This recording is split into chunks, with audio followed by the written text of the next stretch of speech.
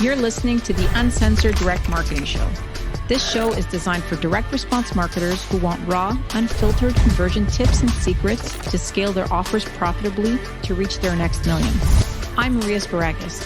I'm the founder of Direct Painted and your host. Now let's dive in. Hey everyone, on today's episode of Uncensored Direct Marketing, I'm speaking with Andrew Contreras. Andrew has gone from an engineer in the oil and gas industry to owning an 8-figure offer within a couple of years. His main focus is on CBD and Christian offers these days. He wrote the most successful Christian diet offer, the Shepherd's Diet. What's more impressive is that he wrote the Shepherd's Diet as one of his first forays into copywriting. Andrew discusses how his partnership with Julian Reyes led him to multiply his business exponentially within a year. He also talks about how he went from copywriter to offer owner, as well as how his offer went from 0 to 20 million within a year. Andrew keeps out of the spotlight, but anyone in direct response has likely closely studied Andrew's offers. He is one of the biggest influencers in direct response. I'm very humbled by the opportunity to speak with Andrew and share actionable tips for you to increase your bottom line. I hope you enjoy this episode. Don't forget to like, comment, and subscribe so you don't miss any episodes. Welcome everybody to Uncensored Direct Marketing. Today I have a very exciting episode planned for you guys. I have Andrew Contreras, who is Julian Epstein's business partner. Julian was on our show a couple of weeks ago. So I thought we'd fill in the gap and talk to Andrew today because Andrew is definitely a mastermind behind the business and is going to share some very insightful things with us about copywriting and being an offer owner. So Andrew, can you just tell us a little bit about your career path and how you got to where you are today? Yeah, sure. Yeah, I guess we can start at the beginning. So I got in this business, I guess, direct response marketing. It was like 2014. So I'm actually relatively new to the industry. What is that? 7 years, I think. 7 years. So yeah. I started out. Yeah. I met the owner of a supplement company named Athletic Greens. I actually met him in the gym and we were working out, and then he's a very enthusiastic guy. And he was, he said something along the lines of, hey, like, you're really good at working out. You're really, maybe you can come and, help me grow my business. Somehow he related me, being really good in the gym or whatever at the time to being able to help him with his business. So I said, heck, why not? I was actually, at that moment in my life, I was actually in a kind of a transition from, my previous career. So I was in the oil and gas business. And this may become relevant later in the conversation. But I was like, I studied engineering in school. A lot of the stuff that I was doing was like not creative, like, direct response marketing, especially copywriting, is very creative. Like, I came from a career where it was like the oil and gas business is the oil and gas industry in general is about as non-creative as you can get. It's just pretty much plug and play. I got out of that career and I was like, my mid-20s, single. So I just like left the United States, went down to South America. And that's where I met this, the owner of this company, and quickly realized that the key to growing any business, at least direct to consumer, was copy, right? Like became very clear to me, like the words that you write to, people, they can like somehow, persuade them and get them to buy your products. For me at the time, like coming from non-creative and just like, a very big structured industry, coming into that and seeing that was, it really excited me. Like I just thought it was magic. So I think, I don't know, like I decided, I was like, man, if I'm going to like succeed in this role, I got to like learn copy. Right. And it started out with email copy, that's where I started, back-end email copy, monetizing, lists, customer lists, which, looking back now, it's pretty easy, especially if you have a good offer. It didn't really take much, but that's where I started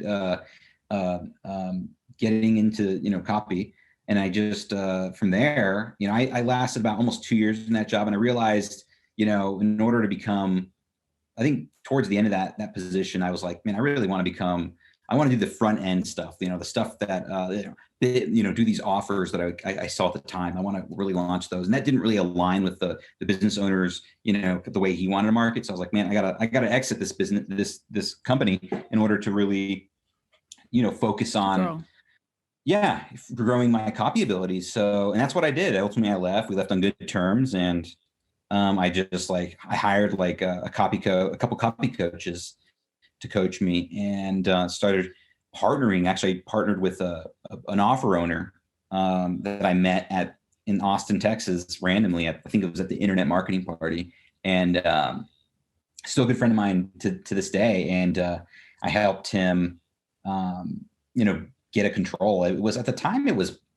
low numbers. I mean, it was probably did like maybe $1 million to $2 million a year, that offer for him. But that was, for me, that was like, wow, I actually have an ability to do beyond email. I can do front end stuff. So then I, long story short, did some freelancing stuff, start writing for other people, getting paid to do that. Other partnerships, some went well, some went bad. Had a lot of, I guess, like lessons learned. One of them was, and again, this will probably become more relevant later on in the conversation, was just because I was a good copywriter didn't make me a good business person, right? And so I learned that very quickly, that it's one thing to be able to write good copy. It's another thing to be able to structure deals as a freelancer, protect yourself, and get paid what you're worth, right? So ultimately, I'm glad I left the freelancing. I didn't last long at all in freelancing. Met Julian, who's been on the show a couple weeks ago, like you said. Met him. When did we meet? I think in 2018, probably. Was that just like a chance meeting? You just like, I always find it's a funny thing, but like, how great partnerships happen. It's like, oh, we were just having a drink or whatever. What was that? Cause I know the first time I met Julian, it was a very animated evening, and it was a very memorable night. I don't know. He was doing pirouettes and dancing. So I'm curious what Julian was doing when you guys met. It was at a mastermind in San Diego. So it was in the traffic and conversion conference, but it was kind of one of those, a lot of people, I don't know if you've probably been to that conference, right? Yeah. Like, and there's like people that do masterminds and meetings. My buddy, Zach Collins, was doing a media buying mastermind. He said, hey, he's like, hey, Andrew, can you come and talk about copywriting? And so I was like, all right, let's, I'll go give a talk about copywriting. There's about a room of maybe 20 people. And then Julian was one of the others, like another copywriter, our buddy Fran is a mutual friend of ours. And Julian was in there. And then that's how I met him. So we kind of clicked a little, at least, we started talking copy, spitting lingo at each other, and we were like really geeking out on it. And I think we hung out a little bit more during the conference. And I don't know, like it wasn't until later on we started like, doing some Zoom calls, just because we really connected on, I think we connected on like the craft, like we really, really go deep into it. Right. Probably more deep than we'll go on this call, but just probably too deep. Like we're just super nerds when it comes to copy. And we really connected on that. And so that was in 2018. We didn't legally and officially merge, and become partners until the beginning of 2020, right? Even though effectively it was probably like the mid 2019, but it took us a good 2 years. And it wasn't like, it wasn't like a decision. It was kind of like, it kind of happened organically. Like, if that makes sense. Like we started helping each other out in each other's different pieces of copy. He was writing a VSL, I was writing a VSL. So we would just kind of look over each other's shoulders and amplify our ability or amplify the copy that we're writing, right? So that's how it started. And then I think it was actually Julian's idea. I have to give it to him. He comes up with some of the best ideas. His idea was like, hey, dude, like, why don't we just merge? And then because I had an offer of my own. Oh yeah, you've helped me with some of the mids on that. An offer of my own at the time that was doing decent. I think it was doing a couple million a year in top line revenue. And he had his dating stuff, and then he said, look, we should join forces and just merge our businesses and just focus on all of our everything together, right? And so we did that, and that's so far that's a great story. I mean, it's interesting that, like, A couple of things that I like that you touched upon is like just obviously happenstance and meeting Julian and just clicking and taking advantage of that relationship. But also, you mentioned earlier, and I just want to understand a little bit your path into becoming a copywriter. You mentioned that you got some copy coaches when you kind of went into Sure. that. What did like what? Where did you look for them, and why did you think you needed them at that point? I think, okay, so I'll answer the second question first, which is why did I think I need them? I think it was just confidence, like, or lack of it at that point, right? Like I hadn't like um, launched an offer. I hadn't seen my copy go out to like front end, cold traffic as a front end offer, converting cold traffic and bringing in customers. So I hadn't experienced that. So, naturally I had, a lack of confidence in that area. So I said, well, how can I improve the odds? How can I improve the odds that, something I will, write will perform very well on cold traffic. Yeah. And this was the time I actually, partnered, or I guess we weren't really legal partners. Like I wrote it, what they call on spec. Basically, he would give me like a percentage of top line revenue. And, he had it's my friend Patrick. So now he's my friend. Like at the time I just met him and he's like, hey man, just write this offer and I'll give you a percentage of top line revenue. He was driving the Google, I think it was like a Google display. So he was actually a really good media buyer himself and he had his own offer. And so I was like, well, there's a lot of, pieces here that are going for me. But the only thing that I'm uncertain of is my own ability. So I'm going to go hire a copy coach to basically increase the odds that this is going to be a success out the gate. So yeah, I just asked, around, really. It was actually, I hired one of the A-list copywriters. Actually, you might know him, David Deutsch. David Deutsch, I hired David, did several sessions with him. And then, so we worked on that specific piece. So in my mind, I was like, this is an investment because I'm going to be able to recoup the cost from the royalties. And that's what I did. It actually worked out. So it was a smart move on my part. So it gave me more importantly, the thing I got from that was the confidence, like, oh, I can do this. Yeah. And so, I mean, I guess you're a true visionary because now, I mean, all we're seeing now is a lot of, copy accelerator and a lot of these programs that are just kind of teaching and mentoring copywriters and so forth. There's no actual course like in school you could take. So it's just kind of finding the best or people who you can afford at least and getting some critiques and that's like, I mean, you did it before the time or before your time because I saw that trend really happening in like 2018, 2019. Really? It started becoming, I don't know, maybe I was targeted well on Facebook because I kept getting ads for these types of things. So I was like, maybe an area of interest, but it's, the lesson here is obviously if you want to get better at something, it's just find somebody who's better and hire them or get mentored by them. Right. Because that's, the key to success is, you can't grow if you're not getting any advice or any feedback on your work. So right. 100%. I agree. Like that, the feedback initially was priceless because you don't know what you don't know, right? Like, so, exactly. You've seen like other people at the time I saw like these copywriters, that were, it's kind of funny. Like at the time there was like guys like, I think Chris Haddad were kind of like some names you would hear like, oh, he's a great copywriter, blah, blah, blah. And, and I was like, wow, how do I get to that level? And it's like, well, coaches, which is, another side note is funny. Like nowadays, like I'm partnered with Haddad on something, so it's interesting to see it kind of come full circle. I was like looking up to him, and now we're like working together. It's kind of cool. Well, the interesting thing about this industry I find is that people, you started in 2014, which is not a lot of time. You know what I mean? It's like going from zero to where you are now running, 20, 30, and so on $1 million businesses, is nuts. Like this is an industry where if you really put a lot of effort in it, you get the right coaching, you get, some help, you can really see some headway and you can really, obviously increase your wealth. So, I love that story that you went out, like your first thing was, hey, I went out, I got a coach, to get better. Yeah. So that obviously says that you had the tools, I mean, you thought that was a good idea. So that's really cool. I'm curious, you went from copywriter, and now obviously, you did emails, and so forth. And now you're owning a couple of offers. What are your biggest challenges? Like what did you go through to become from copywriter and offer owner? I know you touched upon it earlier. You said you had a couple of nightmares. Tell me a couple of nightmares and a couple of things that you learned along the way.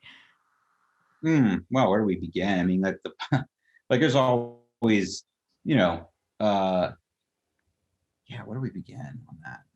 Let's see. So, I mean, So too many to start with. I think we'll start with like the part I wrote an offer that did very well, and that's actually, the one that Julian may have mentioned. It was the shepherd's diet, right? It was like a Christian weight loss offer. Did really well at the time. I think it grossed like $30 million in the first year, something around there. And I was a copywriter, but I wasn't the owner, right? And I learned that was a hard lesson for me, because I saw how successful it did. And I wrote 100% of that copy, but I at the end of I got screwed out of that deal. Like, I didn't get any of the royalties I was promised. The offer owners tried to lock me into this like thing, like, well, if you want to keep the royalties, you got to like write other offers, and they changed the deal after the fact. And I was just like, it didn't sit well with me. So I was like, yeah, screw you guys. I'm out of here. So that was the first lesson. And that probably put some trust issues. Like, having that experience gave me some trust issues with potential partnerships, right? So maybe for a good year there, I was like, I'm not going to partner with anyone. I'm just going to do this on my own. But that was probably a bigger hurdle, is to get over that trust issue, right? Because, again, like, partnerships are like marriages. Like, like, you just don't get married to anyone, right? Like, you've got to treat it with a lot of respect and a lot of, you gotta let it grow organically, which I did with Julian. So that was something I overcame, and it was overcame with a beautiful partnership so far that's, evolved into something that's pretty big. So that's one thing I've had, a challenge, which is more of an internal challenge. The other, I mean, they're all internal challenges, but so the other ones have been, I think Julian may have mentioned this on his episode, and I have it fresh in my mind because I watched it yesterday. Preparation is it was we identify as at each level of business. There's a tendency, or whatever the evolution that you are in your career, there's a tendency to identify and label yourself a certain way, right? So, he mentioned copywriter, and that he's had to evolve past that kind of self-label, and myself included in that. I'll group myself like this. I think that's been a challenge as well, is taking away that label and say, look, I'm not just a copywriter. Copywriting is a tool that I use to accomplish a certain goal. But, if you look at the grand scheme of things, the ultimate goal is bottom line profit. And then what are you going to do with that profit? Like, roll it over into your wealth, and even further down, like, what are you going to do with all that stuff? So taking a bigger, longer term view on things has helped me kind of shed those labels, and it also allows the company to grow, because if I identify myself as a copywriter, there's more of a tendency for me to just not let someone else do that work. Like another copywriter, someone who has that label for themselves, they can come in, I can hire them, and they can do it, because in my opinion, I think a lot of, you'll probably agree with me, is that in order to grow something bigger, you gotta really leverage other people, right? Leverage other people's minds and their hours of work and their skill set. So, and that brings me to the other challenges, learning how to hire. Like, that's been a challenge in itself. I mean, I don't know if Julian talked about it in the call with you, but that's a whole other skill set. Like I said earlier, just because I was a good copywriter didn't make me a good business person. Yeah. And I would almost say that hiring is it's as powerful, maybe. Yeah, it's as powerful as any other skill set, like copywriting or media buying. It's that important. So I completely agree. I mean, I've seen, I've been working with Julian for the better part of the decade. more than a Yeah. decade, actually. So like, I've seen all the people that he's, worked with and hired and so forth. And a couple of people recently I've given, my thumbs up to Julie. I'm like, yeah, I like her. She's doing a good job. Just because I've been through Yeah. so many different people. And as a business owner myself, that is my number one challenge. And I always want to find people who are smarter than me. Like I want a person who's better at accounting than me, because I don't like accounting and I'm not very good at it. And I'm okay to say, what, you do that. And just have different people. Even the writing part, I hired writers. I never saw the value of writers for my business. Up until last year, I started getting to the copywriting world and really looking at stuff. And I was like, if I'm good at talking, I'm good at kind of explaining things, but I'm not very good at putting that on paper and kind of getting it out there. And my business has actually just completely changed overnight since I hired. I have almost like a full-time writer on staff, and he's just writing stuff all day about just different content, blogs, and so forth.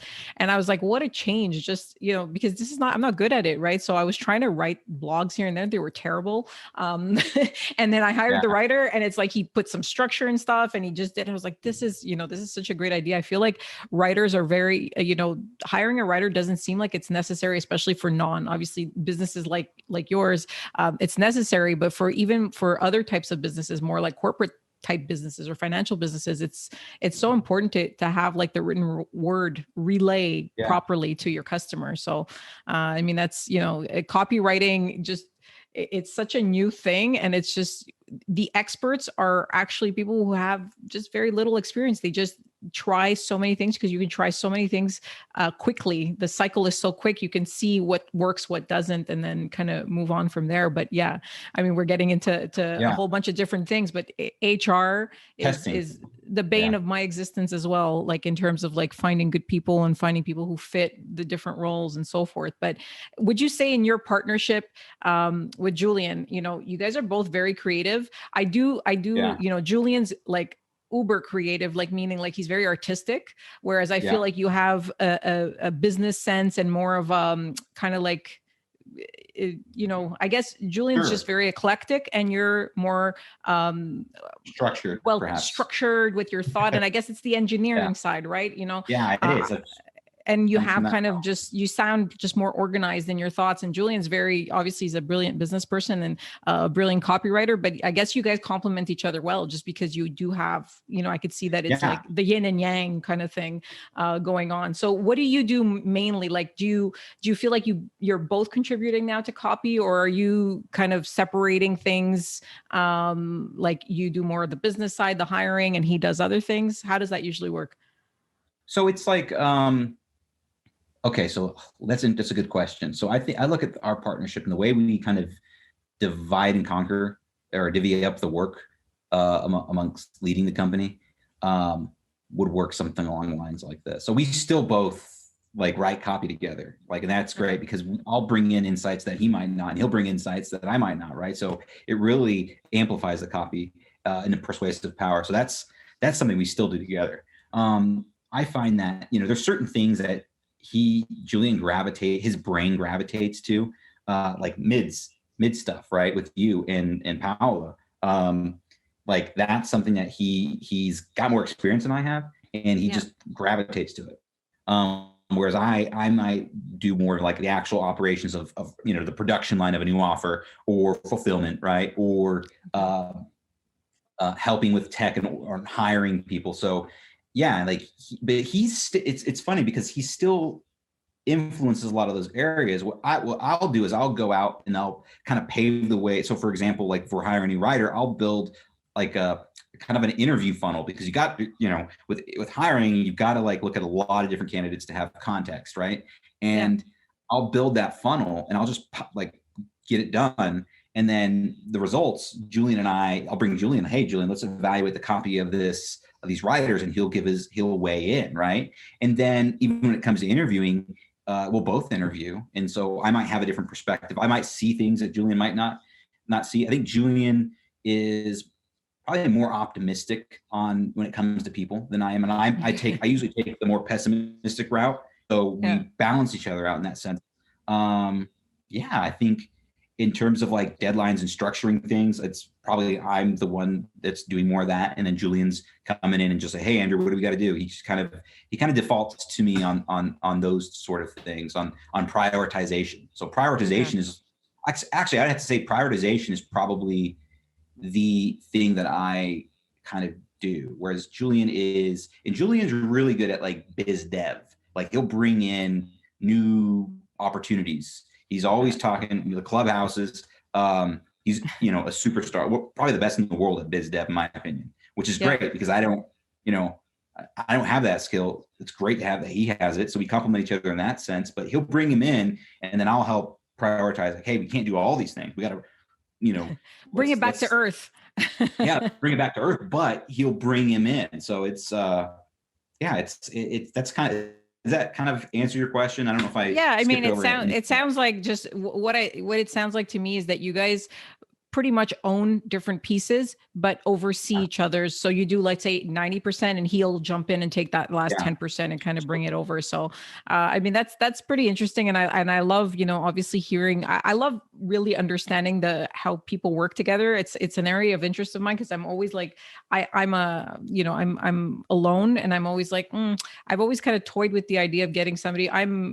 I guess I'm not super creative. I'm not like the most out there in terms of creativity, and I'm not a great writer or anything like that. I'm very methodical. I studied IT, so it's very just kind of procedure. I'm very good at procedures and stuff like that. So I thank you for humoring me and answering these questions. I'm always curious about partnerships. I like the questions because a lot of times they make me think and realize things I might have not realized before. But I think another thing I'd like to mention is that having a partner like Julian, maybe it's not all partners, we've created some sort of like internal mastermind. So a lot of people will go to these masterminds and like, pay whatever, $30,000, $100,000. And then they'll get like these ideas and they're speaking with a lot of high level people. Right. But it's almost like we have those types of and I've been some of those. So I would know how to compare. But partnering with Julian, it's almost like we have that level, if not even better, because we're both like, have skin in the game in the same business. We have that mastermind daily. So we're able to stress test our ideas.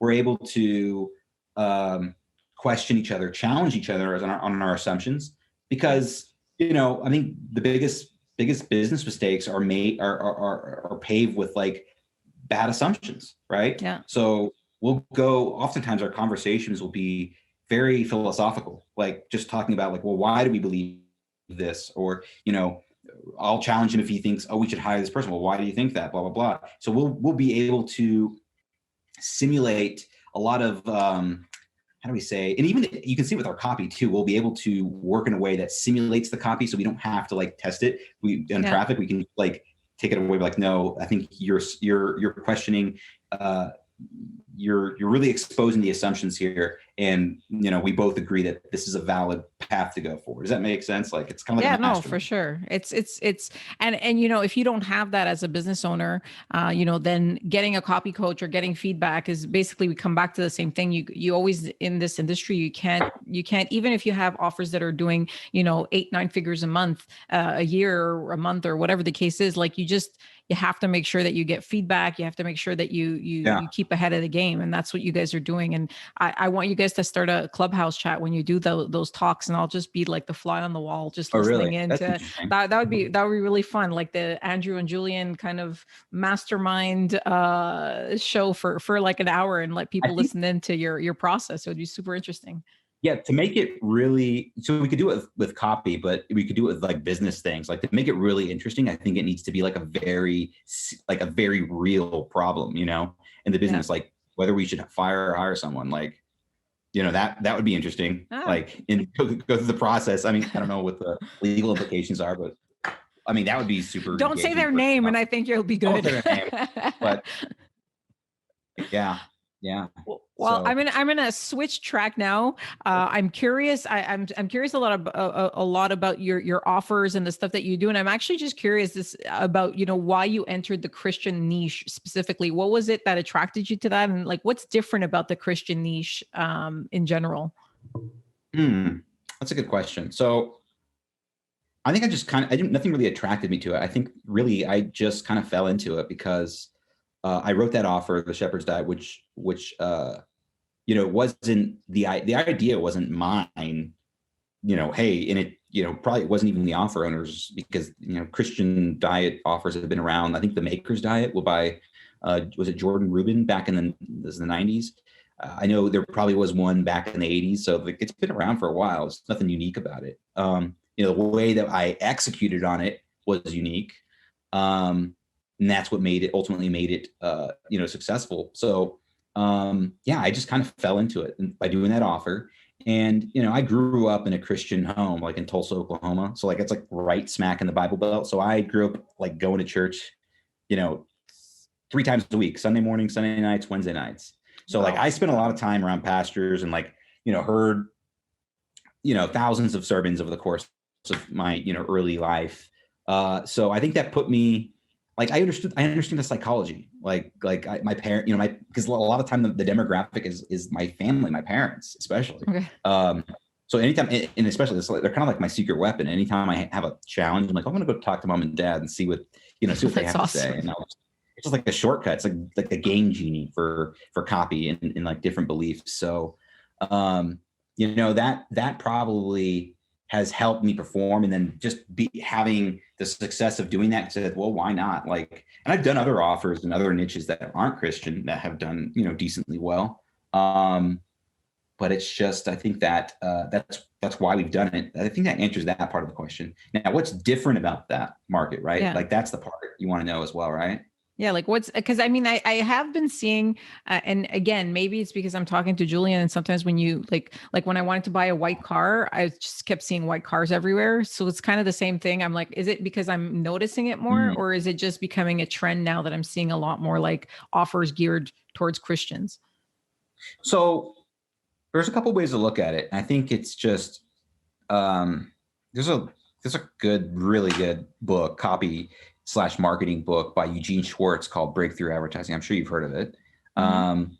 And there's a part of the book where he talks about the different stages of awareness in a market, right? I don't know if I remember all the stages, but I think the final stage is, gosh, I know if any copywriters are going to be watching this, they're going to call me out if I get it wrong, but I think it's identification. They identify with the person who is selling a product, right? Because you have the first stage is just making a promise.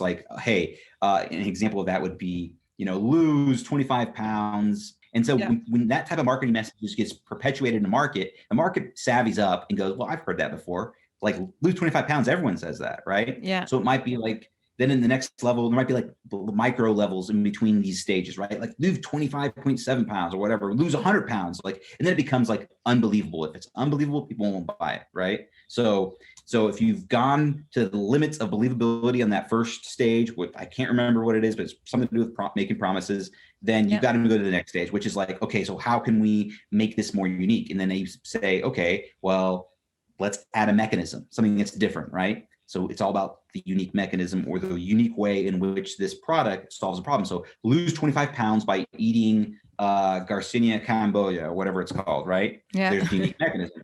And then there's maybe more authority, hey, doctor reveals secret fruit for losing whatever. So there's different stages. And then I think, you get the picture. So there's this evolution of awareness, and people the market savvies up, and you've got to try different strategies of giving your product or offer the perception of being something new, unique, and revolutionary. So I think the Christian thing is just a byproduct of that. It's the identification part. It's well, we're going to show you how to do this, but we're going to do it in a way that's biblically relevant or biblically sound or whatever. Does that make sense? It's just so that's one way of looking at it, of why you might see more offers like that. Do you think it's become more popular, or it's always been there, we just haven't noticed it as much? I think it's become more popular because it definitely in the age of digital marketing, there's a lot of hey, they're doing that, let's do it too, right? People have tried to rip us. So I mean, it's a free market, everyone can do whatever they want, but I think people just see it works and then, hey, let me try. Maybe they're going to do a biblical, I don't know, like a biblical golf offer. I don't know. So I think people see it working. They just try it, and it may work. It may not. I think another thing that's okay. So I do have context around like how the customers are different, right? Because that's interesting, because this is something that was actually surprising for me to hear. It's not surprising after, like it is surprising because, sure, I'll tell you what it is. So like on the customer service side, I was talking to an actual, someone we brought in to help evaluate our customer service and listen to phone calls. And so he listened to hundreds of calls, and he said, and he's seen a lot of different companies, like, look, this market with Christians, for whatever reason, they're very nice people, right? Like, so they're very easy to deal with in terms of refunds, chargebacks. Whereas we had another business, like the ED side, and it was just like it wasn't Christian. So it was just very people were more aggressive, hostile. Yeah, more aggressive. So, maybe it's a man versus, men and women thing, or maybe it is a Christian thing where he thought like a lot of these people are salt of the earth. Like, people who really want to do, they really do believe in the golden rule, doing to others as you would want them to do unto you. So I think that has helped the economics of the business because they've been so easy to work with on the back end with refunds and chargebacks. So it helps helps everything, helps the bottom line. Oh. So that's something that's interesting that I've learned. Do you find, Andrew, that like the same principles apply to any niche that you would like the same things? Like, would you be able to say you would kill it with an offer that's geared towards, I don't know, Greek Orthodox, or you know what I mean? Like, I mean, they're Greek Orthodox or Christian. I'm just saying that because that's where we would. Yeah, like any religious or any type of like just very niche, market. Like I can't really see people who love golf or something. I don't know, whatever. I don't know. I mean, I think the answer is I just don't know. I mean, in order to do that, I have to try to do something like Greek Orthodox offer and tell you, I mean, that may I'll not proofread for you. Yeah. What's great about the Christian market is that it's so big, like, I don't know what the statistics is. There was like some poll done that showed that like 70 something % of Americans self-identify as Christian, even if they don't go to church. Wow. They still have, they still have that tie, because we have a lot of our parents that kind of brought us to church and did the religion thing for us. So even if we're not super religious, I think even like I have a lot of friends around me and stuff, everybody still has some kind of like belief that, you're going to heaven and all that stuff. Yeah, it is. Even if they're not practicing. So that's what I like about it. And and it's also ingrained in American culture. Like American culture is very Protestant. Like there's a lot of Christian elements in it. And are just, so you're hitting it.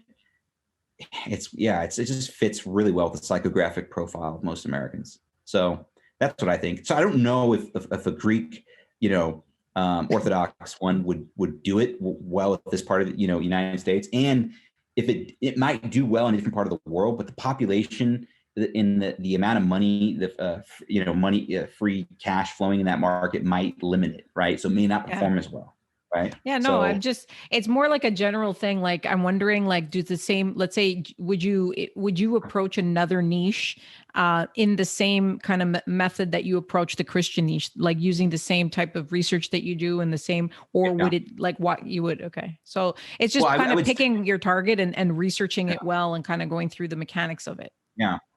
Okay. Yeah, I think, and also sometimes through that research, you might find that it's not a good market to go after because there's just not enough money in it, right? Because that determines, like I wouldn't go after Christian dog market because that probably wouldn't be, probably it's not relevant. It might. Yeah. Who knows? It might actually be. There's another $20 million idea.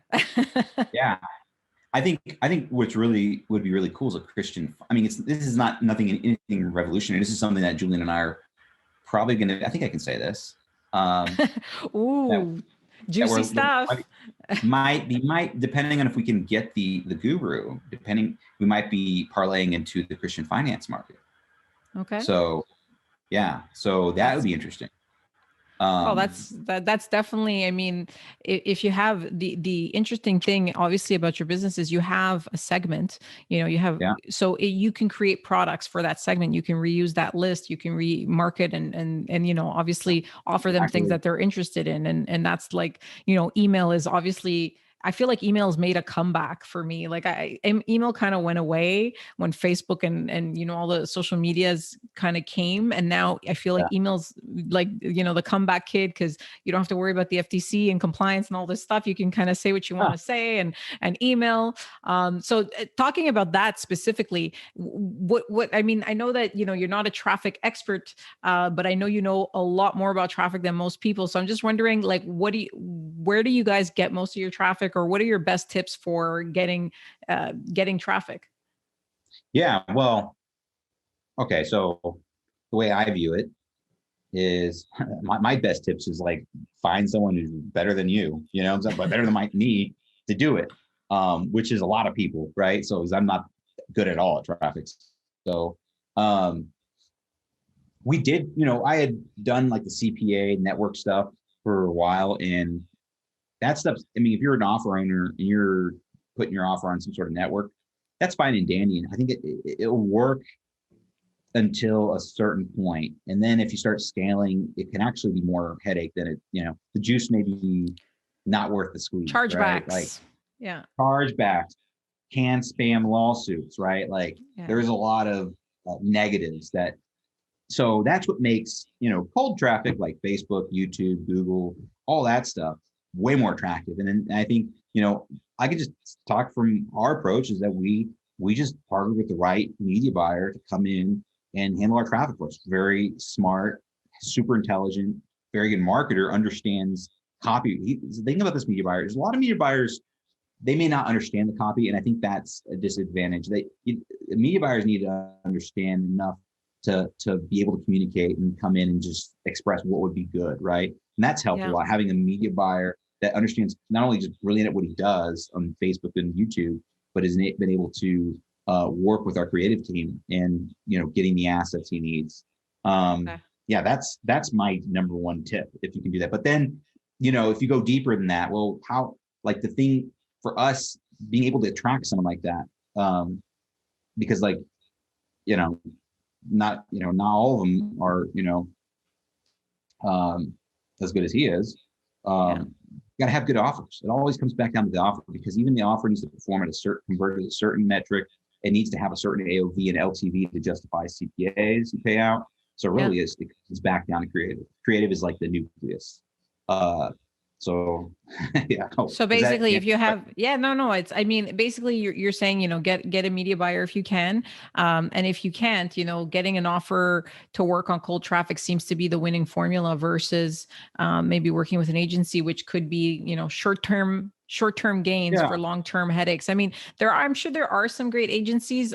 I've been in this space for 12 years, working with different direct response marketers. And the agency thing was really, really big in 2009, 2010. And just a lot of people got burned, bad traffic, yeah, chargebacks, they got match listed. It's it's the money starts getting a little bit too easy, and then people get used to it. And, if you're not managing it properly, even if you have a media agency, you got to like really be on top of them. Like, who's sending you this? Because at the end of the day, you know, 10 years is not that long, but in 10 years ago, it was the Wild West. You can just kind of do anything, say anything, make any claims and whatever, and it was fine.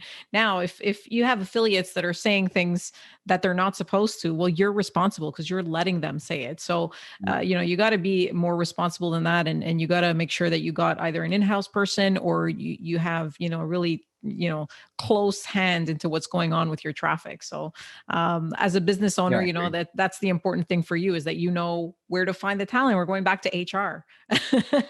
HR is the most Yeah. important thing. So Andrew, I don't want to take too much more of your time. I'm just curious. One last question for you is, what kind of trends are you seeing in the next 5-10 years in direct response? Where are we going in the industry? We went from, single page offers, just saying, hey, take this, to now, having these very intelligently crafted sales letters and VSLs and so forth. So what's next? Yeah. So yeah, I mean, I don't have a crystal ball, obviously. Um, That's an interesting question. I've got two sides to it. First part is like, well, what will change? Will there be any tactics change? I don't foresee anything changing on like, the fundamentals. I think the fundamentals will hold true. Like an offer, having a solid offer that's engaging, that sells a good product is always going to be a winning strategy, right? Now, the medium might change. Like there might be a different traffic platform. Maybe TikTok comes up on the rise, and the way you kind of, how do you say, the incision point into that medium, right? Like it may be a different type of squeeze page, right? So I think that those things might change. And it's like, I think it's impossible to predict how, at least for me, maybe someone like on the, like our media buyer, a media buyer would be able to say, hey, I see these trends, these types of pages working that can get to these types of offers. So they can probably, give way in more than I can, but I see that fundamentals will still hold true. And I mean, it's just basically what you're saying is like, oh, sorry. What you're saying from what I hear is, having a solid offer is obviously the beginning of it, but then the medium, like meaning maybe Facebook, with all the changes and Facebook and Apple fighting it out now with their privacy stuff is going to be not the greatest place. Maybe it's going to be TikTok. Maybe it's going to be the way that you talk to your customers. Maybe it's going to be, and that would, just different stuff. But is there anything that you guys are doing that's a little bit different on that side? I mean, we're always interested in testing new traffic sources where there's potential. So, we're going to test TikTok. We've been a little bit late to the native game. We're going to get on native. There's nothing new platforms. I mean, I think that I just hope, I think I read somewhere that was it the FTC was looking into Facebook, like, or there was it the antitrust lawsuit or something like that filed against them, or was it Google? I can't remember, but this is recent. And then, I may be wrong, but if let's say one of those big networks get broken up, theoretically, wouldn't that create more competition? Like over the long run, like wouldn't there be room for other? And we saw this like with I guess the Parler app, was that that got shut down? Like things like that popping up, that would be kind of cool to test those traffic sources, because those are like super heightened, segments. Like they're like super targeted segments that with like a lot of passion, we can call it, right? Like with certain belief, like Parler in particular, right? Conservatives. For me, Parler would be a great place to put, our type of put an ad, for sure. So I foresee things like that happening more often, like, which is a good thing, right? There's more competition in the types of platforms. So theoretically, more competition, would think that maybe the cost would go down, right? Over the long run. I'm not an economist, so whatever, that's me just trying to no, but I mean, and what these platforms are doing, I think is really smart, like Clubhouse and I mean, Parler or whatever. I mean, it doesn't matter what you think, you believe, you just kind of have to look at it on a business perspective. Is like, okay, well, there's a whole bunch of Christians here. There's a whole bunch of people who are, into like business topics or whatever. You go into that platform and you use it to the best of your ability. If you're selling something that's targeted to them, but like, for example, a lot of them at the beginning, especially, are not really into monetizing. They're not monetizing, like I don't find, I mean, you're on Clubhouse, right? I'm on Clubhouse. I don't find there's anything being like specifically monetized on Clubhouse. Oh, there's rooms, like if you're listening and people are selling stuff or saying stuff, that's one thing, but there's no like ads, or there's nothing that's like a pre-roll. I don't know. I haven't heard it. You're going to have to, right? I think they're eventually going to have to start, have a strategy for generating a profit for their investors. I mean, that's how it kind of works in Silicon Valley, right? Like, so, I mean, at some point, I don't think Facebook had ads on day one. I think we're still pretty early in the Clubhouse, but I bet there's going to be some sort of ads, which would be great. Actually, that'd be, audio, kind of like it's like the radio 2.0. Like radio ad. Yeah, exactly. Radio 2.0. Radio ads in Clubhouse. That'd be great. And then I know that Clubhouse, I think Clubhouse is going to, I see that one trend is that Clubhouse is going to be like the new, like, conference, like virtual conference. I mean, you probably already know that, like, like more marketers are going to be entering there and sharing information. It's pretty incredible. Like some of you get some really high level people, like really high level people. Like I was listening to a room, I'm into like the crypto stuff and whatever. I was listening to a room about crypto and NFTs, and it was like people who have like a tremendous amount of wealth and knowledge also. So, I mean, it's very interesting. And I mean, I definitely think that there's room to grow. And for sure, their strategy is let's get as many, ears, I guess, as possible. And then we'll monetize them when we figure out, when we have X amount of people or whatever. Last question, just a selfish last question. Do you find that TikTok is are you monetizing on TikTok, or are you getting like traffic, or you said you were testing it, or? We're going to test it. We haven't tested it. Oh, you're going. Okay. I'm curious. I don't know. I don't even have the app on my phone, so I don't even know how to use it, but I probably should download it. Yeah, no, I mean, because I see a lot of people that are kind of intermingling Facebook and their TikTok, like they're putting their TikTok on like Facebook stories. And I'm always like, I wonder if anybody's making money off TikTok. So I was just kind of curious because you mentioned TikTok. Yes. I just spoke with a high-level media buyer yesterday, and I think he spent, I don't know, in the millions of dollars in ads last year in TikTok. So I think TikTok is a viable. Oh, okay. So because I mean, I get the impression it's there's a lot of people on TikTok, but are these people buyers? You know what I mean? Like my nieces and my teenage and nephews are on that. According to my source, older demographic is entering TikTok. So. Oh, wow. Okay. I don't remember the details. We talked about this yesterday. He's something about the content being, it being content driven. I don't know, because I can't really, I feel like I'm kind of a moron talking about TikTok because I've never used it, but something about being content driven, helping drive higher quality engagement. And then for some reason, older demographics are showing up on the platform. So he thinks offers like ours, biblical CBD, will convert. Wow. Well, TikTok. I'm going to have to have you. Yeah. I'm going to have you and Julian on the show next time. And we're going to talk about that because I'm really curious. So let's plan that because I'm curious on all these things, like to see what's actually working for you guys. So thank you so much, Andrew. This was really a very interesting conversation. Yeah, thank you. I'm happy that I had you on my show, and we saw the other part of the Julian and Andrew show. Because Julian spoke about you, but we didn't know you. So we were like, okay, well, we got to get Andrew on the show and show the other side. So thanks again for your time. Any final thoughts or anything you want to tell our audience? No, it's just been great to be here. I love it's a great conversation. Well, I do want to say that I haven't worked directly in the projects you have been helping us with, but I know you've helped us. Thank you. I want to personally say thank you. You've helped us get reserves that we didn't even know we could get. I mean, to the tune of like, I think over almost $500,000. So that's great. So if anyone's not working with Maria, and they should be. So I just want to put a plug in for you, Maria. Oh, thank you, Andrew. That was not coached, guys. So not I'm happy. It was a fun little project, and in the end, I didn't realize how much we were able to gain for you guys. So it was like super fun to just see the money rolling in. I was like, oh, that's awesome. So thanks again, Andrew, and for the plug. That was. I'm sure you did. I was like, I would like that money in my bank account. So. Yeah, it's great. Have yourself a great day, Andrew, and thanks again for your time. Thank you. All right, take it easy. Hope you found today's session valuable. If you have any questions for me or just want to connect, please feel free to visit my website, mariasparagis.com. That's mariasparagis.com. I'd love to hear what you're working on, so drop me a line on any hot button issues your business is experiencing. And remember, don't worry about failure. You only have to be right once.